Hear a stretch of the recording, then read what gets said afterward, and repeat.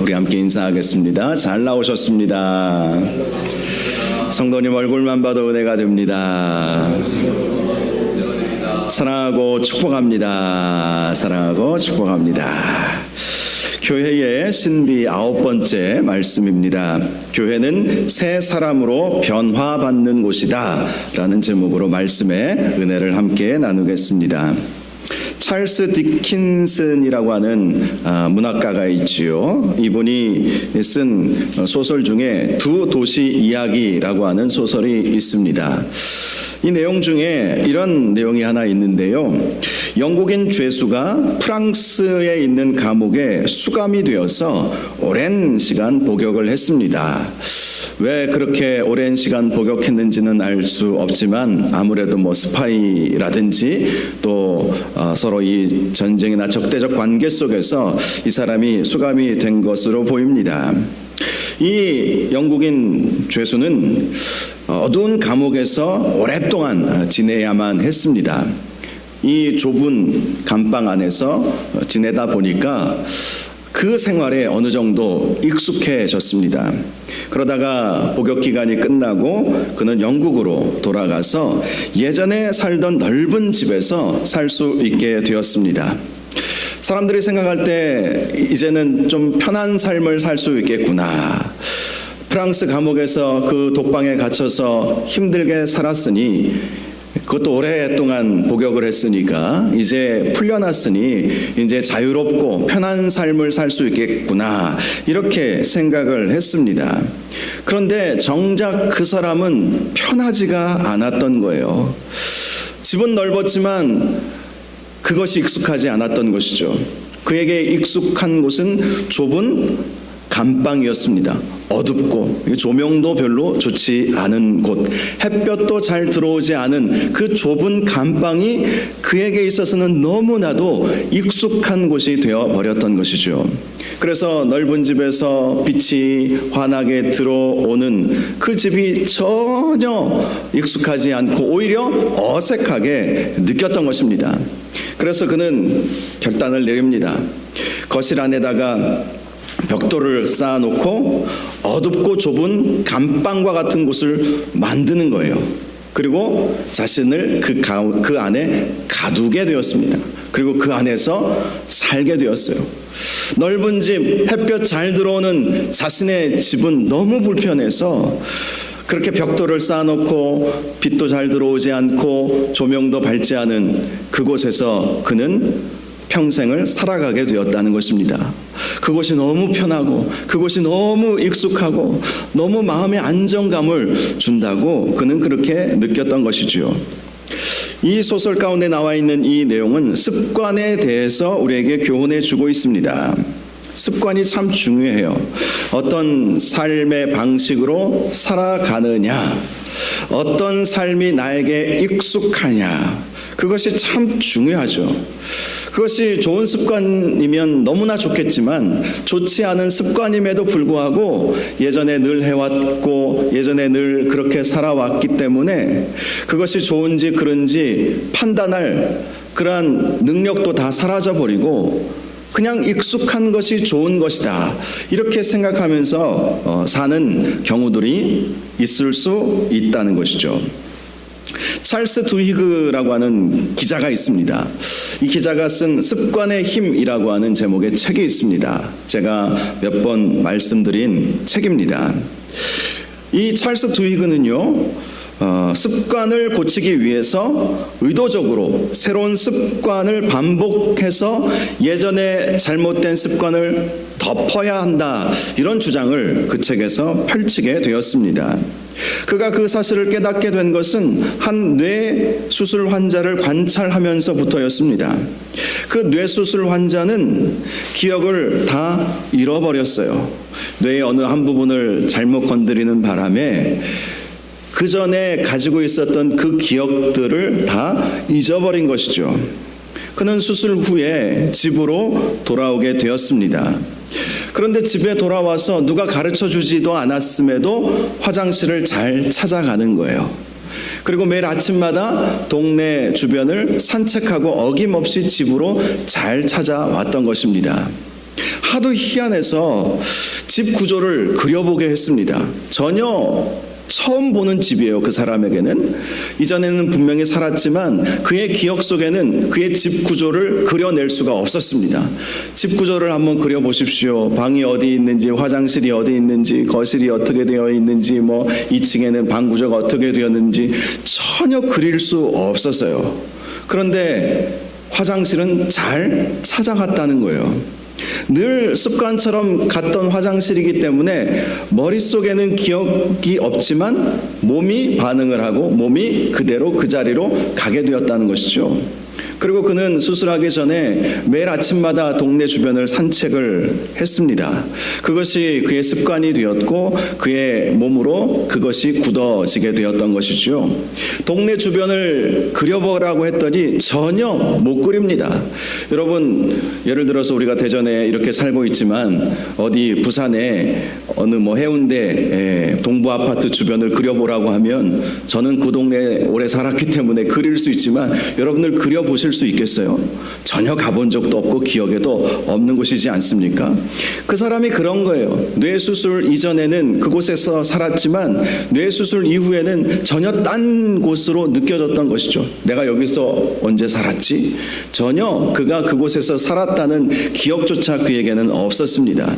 그런데 어김없이 아침에 습관처럼 산책을 하고 돌아왔던 그 길이 몸에 익어서 아침에 나가서 동네 한 바퀴를 잘 산책을 하고 집을 잊어버리지도 않고 그대로 제 시간에 들어오게 되었던 것입니다.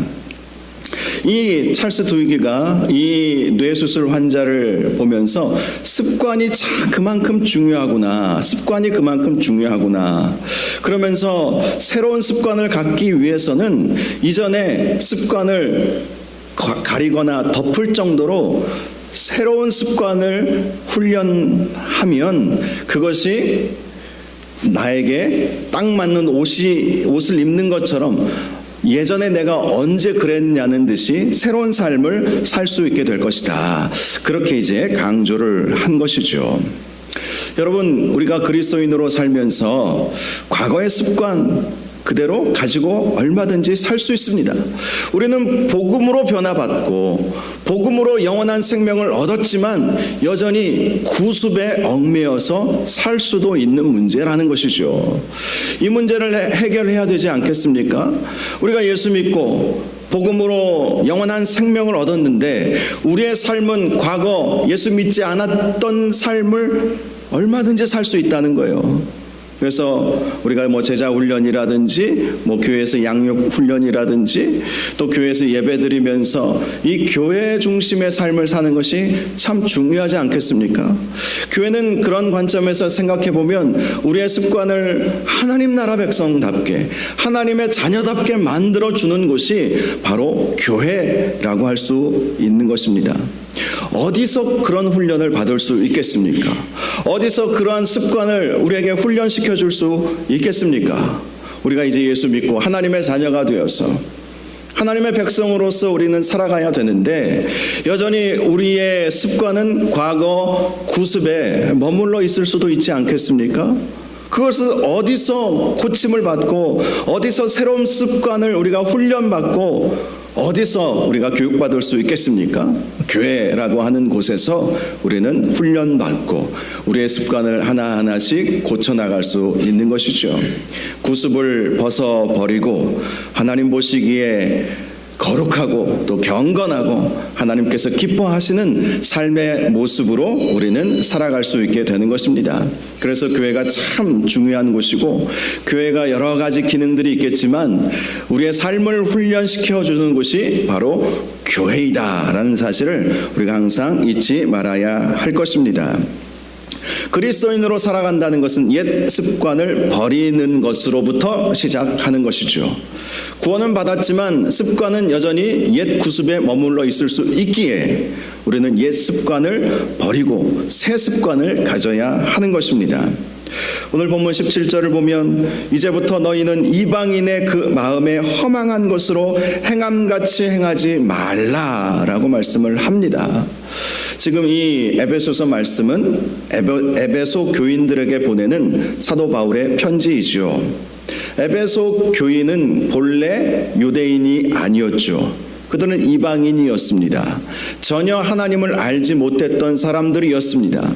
그런데 사도 바울이 2년 반, 어떤 학자는 3년이라고 보기도 합니다. 어쨌든 2-3년 동안 사도 바울이 에베소에 가서 복음을 전하고 하나님의 말씀을 가르쳤죠. 사도 바울의 사역에 있어서 가장 오래 머물러서 사역했던 곳이 이 에베소 교회였어요. 이들은 다 이방인 출신들이었습니다. 그러다 보니 예수는 믿었지만 삶이 뒤따르지 못할 때가 종종 있었어요.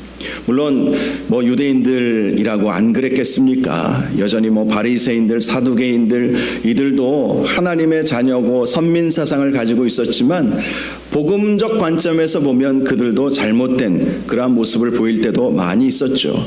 이것은 유대인이나 이방인의 문제를 떠나서 우리가 날마다 우리의 삶을 다시 한번 돌아보고 우리가 옛 이방인의 모습과 같이 허망한 모습은 없는가, 이것을 항상 우리가 점검해 보아야 할 필요가 있는 말씀이기도 한 것입니다. 에베소 교회 성도들은 사도 바울을 통해서 복음을 듣고 예수 믿게 되고 하나님의 자녀가 되었지만 여전히 이방인의 허망한 것을 행함으로 그들의 삶이 하나님의 자녀답지 못하게 보여지는 그러한 일들이 있었던 것입니다. 왜 그렇게 삶의 변화가 있지 못하게 되었을까요? 그것은 이 행동이라고 하는 것, 이 습관이라고 하는 것은 빙산의 일각이라는 말이 있습니다. 여러분, 빙산의 일각 그림을 보신 분들이 계실 거예요. 바다에 이렇게 빙산이 이렇게 솟아 있습니다. 그런데 그 밑에는 그 겉으로 드러나 있는 그 빙산보다 더 엄청나게, 그것보다 수십 배, 수백 배 더 큰 이러한 얼음 덩어리가 그 밑에 자리 잡고 있는 것이죠. 그래서 문화인류학에서는 우리 행동은 빙산의 일각이다. 겉으로 드러나는 그 행동, 그 습관과 같은 그것은 내면의 다른 것들에 의해서 작용을 받은 것이다. 이렇게 설명을 합니다. 행동에 영향을 미치는 것이 있는데 가치관이라고 부르죠. 가치관은 무엇입니까? 무엇이 가치 있는가? 무엇이 옳은가 그른가에 대한 나 나름대로의 판단 기준이 있지 않습니까? 여러분, 아무리 악한 자라 할지라도 자기 스스로 가지고 있는 그 가치관, 판단 기준에 의해서 행동이 달라지게 되어 있습니다. 그래도 이 정도는 괜찮다, 이것은 그렇게 나쁜 것은 아니다라고 하는 그러한 가치 판단 기준이 있기 때문에 그 일을 하는 거예요. 그 가치관이 행동에 영향을 미치는 것이죠. 어떤 것이 옳은가, 어떤 것은 그른가, 나름대로 가지고 있는 그 기준에 의해서 행동은 달라지게 되어 있지요. 그런데 이 가치관에 영향을 끼치는 것이 또 있습니다. 그것은 신념이라고 하는 것입니다. 믿음 체계라고 할 수 있죠. 무엇을 믿고 있는가? 믿음이 가치관에 영향을 줍니다. 어떤 믿음 체계를 가지고 있는가가, 그 신념이 가치관에 영향을 주죠. 요즘 이념 논쟁도 우리나라의 안타까운 일이지만 굉장히 크지 않습니까? 왜 그런 이념 논쟁이 클까요? 그 이념이 결국 가치관을 결정하기 때문에, 그래서 막 데모도 하는 것이고, 내가 가지고 있는 그 이념을 타결을 하기 위해서, 그것을 실현시키기 위해서 그렇게 무단히 막 싸우기도 하고 하는 것입니다. 이 신념 체계가 결국 가치관에 영향을 준다는 것이죠. 그렇다면 신념에 영향을 끼치는 것은 또 있을까요? 그것을 세계관이라고 말을 합니다. 세계관이라고 하는 것은 세상을 바라보는 어떤 틀이에요. 틀. 예를 들어서 제가 분홍색 안경을 쓰고 있으면 세상은 어떻게 보일까요? 분홍색으로 보이죠. 제가 세상을 바라보는 그 틀이 분홍색 눈으로 가려져 있기 때문에, 안경으로 가려져 있기 때문에 분홍색으로 세상은 보일 거예요. 노란색 안경을 쓰면 노란색으로 보이겠죠. 검은색 안경을 쓰면 세상을 검다고 그렇게 보지 않겠습니까? 그것이 바로 세계관이라고 말하는 것이죠. 특별히 우리 그리스도인들이 가져야 할 세계관은 성경적 세계관입니다. 기독교 세계관이라고 말할 수도 있죠. 어떤 세계관을 가지고 있느냐? 기독교 세계관, 성경적 세계관이 무엇입니까? 말씀대로 살고, 말씀대로 생각하고, 말씀대로 말하고, 말씀대로 행동하고자 하는 것. 그것이 바로 기독교 세계관이죠. 특별히 우리가 가지고 있는 세계관은 창조, 타락, 구속의 세계관을 가지고 있죠. 불교인들은 윤회 사상을 가지고 있습니다. 돌고 돈다, 돌고 돈다. 그래서 다시 환생한다. 이 세상에서 착하게 살아야 다시 인간으로 환생을 하고, 만약에 악하게 살면 미물과 같은 그러한 짐승으로 태어난다. 물고기처럼 그렇게 태어난다. 그래서 불교인들은 살생을 금하려고 하지 않습니까?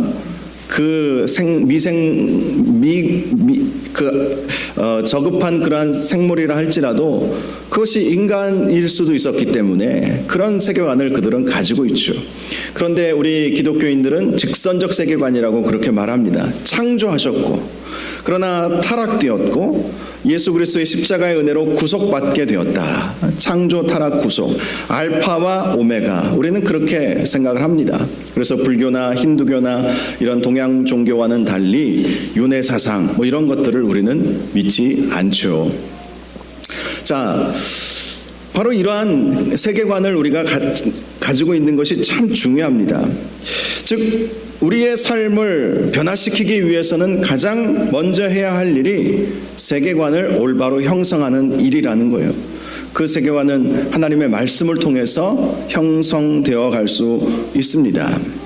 그래서 사도 바울은 에베소 교인들이 예수 믿기 전에 살았던 삶의 방식인 그 허망한 것을 다 버리고 그 허망한 대로 살지 말아라 라고 그렇게 말씀을 하고 있는 것입니다. 허망한 것이라고 하는 것은 우상 숭배를 가리키는 거예요.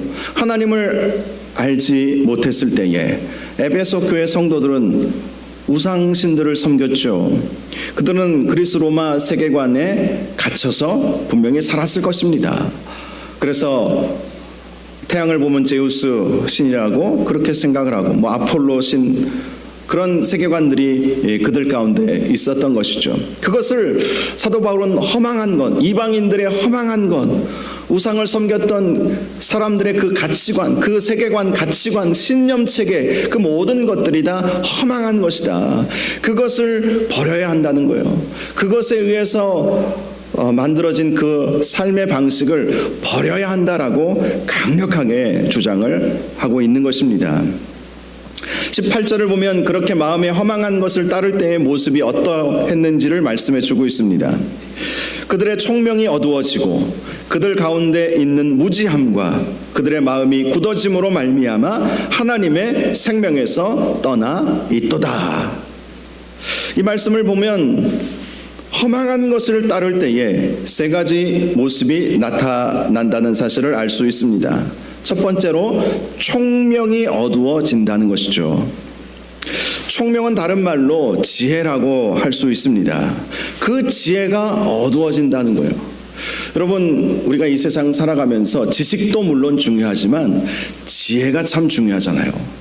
많이 배우지 못하신 분들도 지혜가 참 정말 좋으신 그런 분들도 얼마든지 있죠. 인생을 오래 사신 분들도 그렇고, 물론 책도 많이 읽으시는 분들도 그렇고, 또 여러 경험들을 하다 보면 나름대로 삶의 지혜를 터득하게 되죠.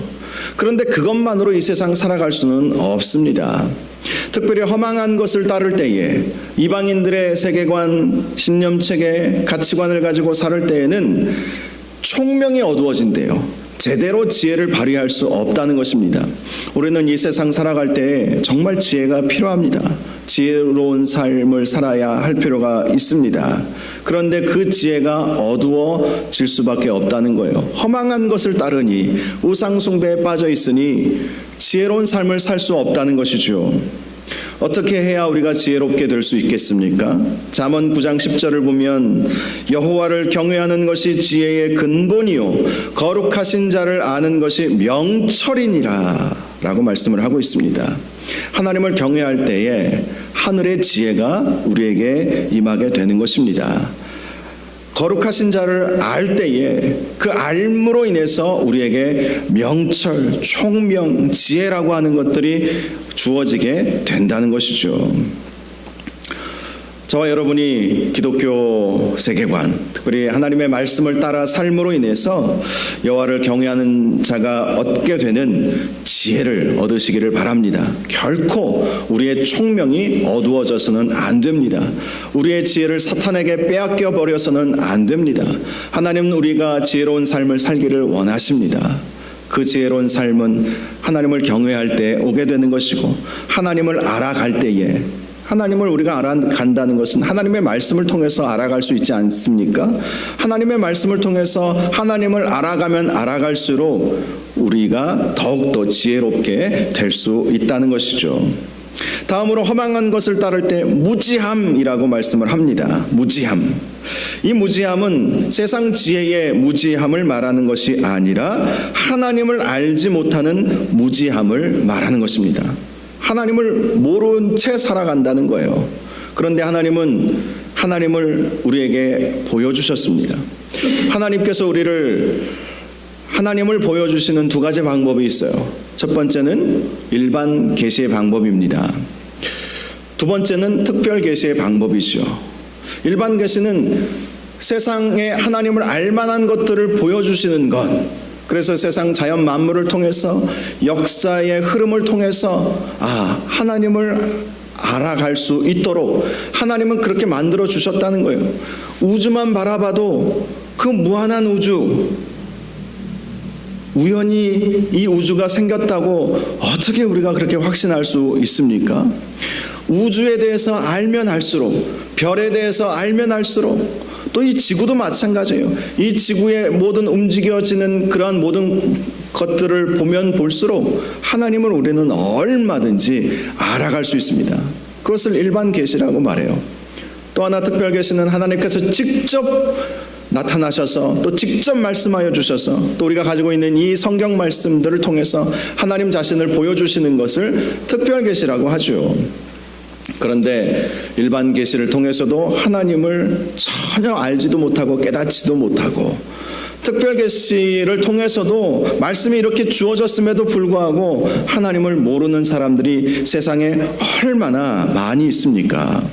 로마서 1장 19절을 보면 하나님을 알만한 것이 그들 속에 보임이라, 하나님께서 이를 그들에게 보이셨느니라, 이렇게 말씀을 하고 있습니다. 하나님을 알만한 것을 우리가 관심만 가지면 얼마든지 하나님을 알 수 있고 하나님을 믿을 수밖에 없는 그런 일들이 세상에는 많이 있다는 것이죠. 그런데 허망한 것에 마음을 빼앗겨 버리니 하나님을 알 수 없는 것입니다. 하나님에 대해 무지해 버리는 것이죠. 로마서 말씀을 보면 사도 바울은 그렇게 하나님을 알지 못하는 사람들을 향해 하나님께서 그들을 내어버려 두신 것이다, 이렇게 말씀을 하기도 합니다. 내어버려 두셨다. 그냥 허망한 데 빠져 그냥 죽게 내어버려 두시는 그런 결과로 이어지는 사람들이 있다는 것이죠. 무지함. 우리는 하나님을 더 알아가야 할 필요가 있습니다. 말씀을 통해서 또 기도를 통해서 하나님을 더 깊이 알아가야 할 필요가 있죠. 그것이 허망한 것에 빠지지 않는 삶인 것입니다. 세 번째는 마음이 굳어진다라고 말씀을 하고 있습니다. 마음이 굳어진다는 것은 마음의 완악한 상태를 말씀하는 것이죠. 부드러운 마음이 아니라는 거예요. 마음이 굳어지는 거예요. 허망한 것에 빠져버리고, 그러니 이 허망한 것은 우상 숭배를 의미하는 것이라고 제가 말씀드리지 않았습니까? 하나님을 알지 못하고 하나님을 경외하지도 못하고 결국 그들은 사단의 노예가 되어서 살아갈 뿐인 것입니다. 사단의 특징이 무엇입니까? 거짓과 분열의 영이죠. 그러니 거기에 속아서 마음이 부드러워지지 못하고 완악한 마음 그대로 살아가는 사람들이 세상에 얼마나 많이 있습니까? 예수님은 온유한 자가 땅을 기업으로 얻는다라고 말씀을 하여 주셨습니다. 완악한 마음으로는 땅을 기업으로 얻을 수 없다는 거예요. 예수님이 말씀하신 땅은 하나님 나라를 의미하는 것입니다. 온유한 자가 하나님의 나라를 얻을 수 있게 되는 것이죠. 그런데 허망한 것에 마음을 빼앗겨 버리니 그러한 온유한 마음을 가질 수가 없는 것입니다. 완악한 마음 그대로 그렇게 살다가 생명에서 떠나버리는 것이죠. 생명에서 떠나버린다, 이렇게 말씀을 하고 있습니다. 19절을 보면 그렇게 하나님의 생명에서 떠나가게 되면 감각 없는 자가 되어 자신을 방탕에 방임하여 모든 더러운 것을 욕심으로 행한다라고 말씀을 하고 있습니다. 감각 없는 자가 된다는 것은 무엇이 옳고 그른지 판단 능력을 상실해 버린다는 거예요. 특별히 하나님 보시기에 무엇이 옳고 그른지는 분명하지 않습니까? 그런데 허망한 것, 우상 숭배에 빠져버리면, 과거 구습대로 살아가면 그 무엇이 옳고 그른지에 대한 그 가치관, 신념 체계들이 다 무너져 버리게 된다는 것이죠. 그러니 결국 자신을 방탕에 방임하게 되는 것이고 모든 더러운 것을 욕심내게 되는 것입니다. 이것을 탐욕이라고 말하죠. 방탕의 삶과 탐욕의 삶으로 귀결될 수밖에 없다는 것을 말씀하고 있는 것입니다. 사랑하는 여러분, 우리가 허망한 것을 버리고 하나님께서 우리에게 주신 그 말씀대로 살아가시기를 바랍니다. 그래야 우리의 감각이 어두워지지 않습니다. 무엇이 옳고 그름에 대해서 그 가치관이 하나님 보시기에 기뻐하시는 그러한 가치관으로 형성될 수가 있는 것입니다. 이 부분을 우리가 몸부림치면서 하나님, 저의 이 마음과 나의 이 가치관, 나의 이 신념, 또 나의 이 세계관, 이런 이 마음에 있는 것들이 하나님께서 보시기에 정말 정직하고 거룩하고 바른 모습을 가질 수 있도록 인도하여 달라고 우리가 끊임없이 그렇게 기도해야 할 것입니다. 22절 이하의 말씀을 보면 우리가 어떻게 해야 그렇다면 허망한 것을 버리고 새로운 그러한 하나님 백성으로서의 삶을 살아갈 수 있을까를 말씀해 주고 있습니다. 먼저는 유혹의 욕심을 따라 썩어져가는 구습을 따르는 옛사람을 벗어 버려야 한다 라고 말씀합니다. 옛사람은 하나님을 알지 못했을 때의 상태를 말하는 것이죠. 하나님을 제대로 알지 못하고 하나님을 인격적으로, 예수님을 인격적으로 만나지 못했을 때의 모습이라고 할 수 있습니다. 결코 과거로 회귀하지 말아야 한다라는 것이죠. 결코 과거로 돌아가지 말아라. 우리는 앞으로 나아가야 합니다. 앞으로 전진하며 나아가야 할 필요가 있다는 거예요. 다시 돌아가면 돌아오기가 얼마나 힘든지 우리는 주변 사람들을 통해서 많이 경험하고 있지 않습니까? 돌아온다 할지라도 여러 고난과 아픔을 겪은 채로 돌아올 수밖에 없습니다. 탕자가 그런 것이죠. 그래서 사도 바울은 과거의 모든 유혹의 욕심과 썩어져가는 구습을 완전히 청산해 버릴 정도로 아주 몸부림쳐야 한다고 말씀을 한 것입니다. 그래야 새로운 삶, 새로운 인생을 살아갈 수 있다는 거예요. 두 번째는 심령이 새롭게 되어야 한다. 심령이 새롭게 되어야 한다라고 말씀을 합니다. 오늘 이 본문의 말씀을 이렇게 해석해 볼 수 있습니다. 너희 마음의 영을 새롭게 하라. 마음의 영을 새롭게 하라. 마음과 영은 연결이 되어 있죠. 그래서 영혼이라고 그렇게 부르지 않습니까? 우리의 영혼을 날마다 새롭게 해야 한다는 거예요. 영적으로 각성해야 한다는 거예요. 날마다.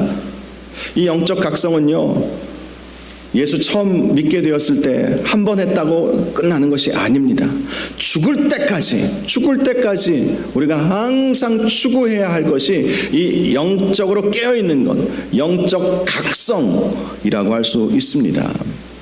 로버트 클린턴 박사님이 말씀하시기를 수천 명의 지도자들을 조사해 보니까 예외 없이 여러 번의 이 성공적인 지도자들은 여러 번의 영적 갱신, 영적 각성의 경험들이 있었다는 것을 조사를 통해서 밝혀내셨어요. 수천 명의 지도자들을 조사해 보니까 어떤 사람은 과거에 한두 번 영적 각성의 경험을 가지고 평생을 사는 거예요.